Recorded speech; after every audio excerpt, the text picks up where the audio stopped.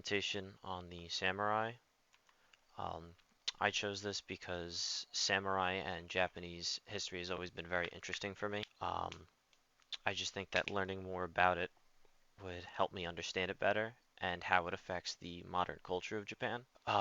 So the creation of the samurai was the government ended its national conscription laws in 792, and then 2 years later, at the start of the Heian period in 794, private armies were formed of only men. These were done by nobles um, who would spend most of the time away from the or away at the imperial court, and they would hire these armies as a way to protect their land. The term samurai means attendant, and it was originally a class. It wasn't a profession.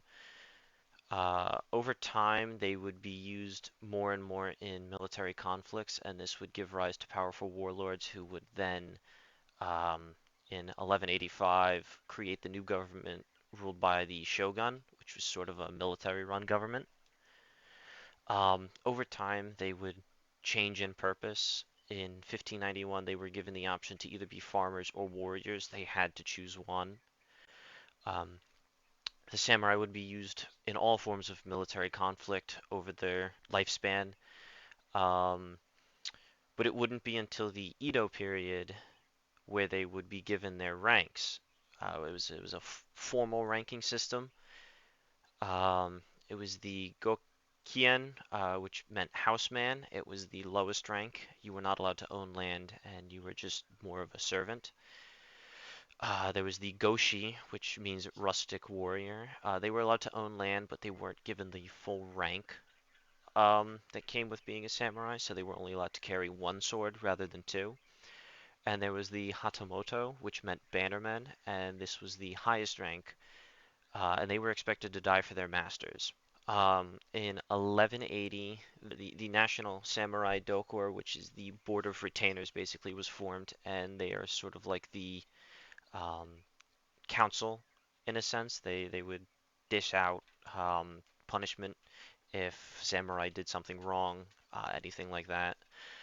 Um, in 1600, out of the population of roughly 18 million people, only 5 to 6% were samurai, and most of them were men. There was a separate class for women called the Ona Bugushi. The fall of the samurai um, wouldn't come about until the start of the 20th century, late 19th century.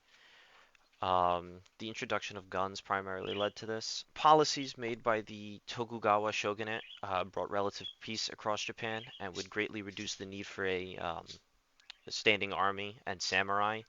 So many of them, faced with becoming either peaceful farmers or retainers to local lords, as there was no war, they became teachers, administrators, usually financiers, and moral guides, but they would still enjoy the perks of being higher class as the class system for the samurai was kept. Um, Conscription was reintroduced in Japan in 1872, but in 1876 the title of samurai would officially be disestablished.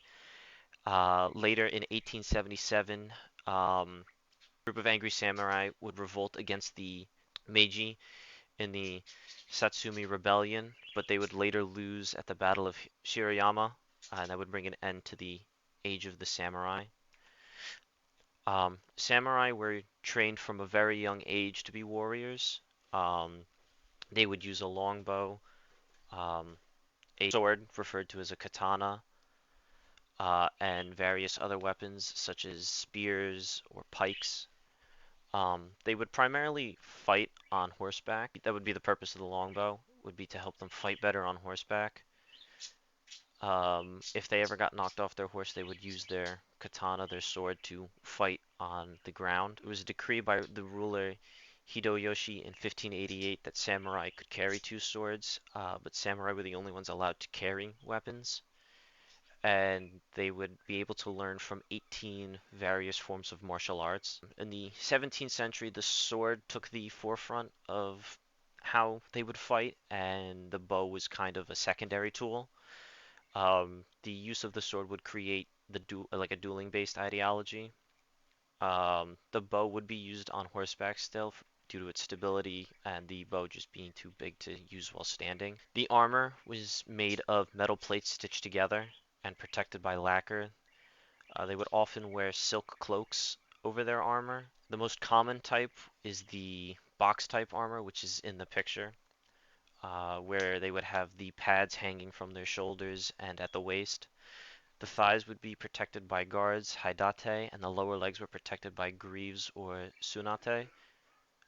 They were like shin protectors. The hands and the forearms were protected by half armor sleeves or kote. The samurai's helmet, the kabuto, was most frequently made from iron riveted or steel plates. On occasion, a face mask would be sculpted into it with mustaches as well as various different faces. Um, Helmets would usually indicate a samurai's rank.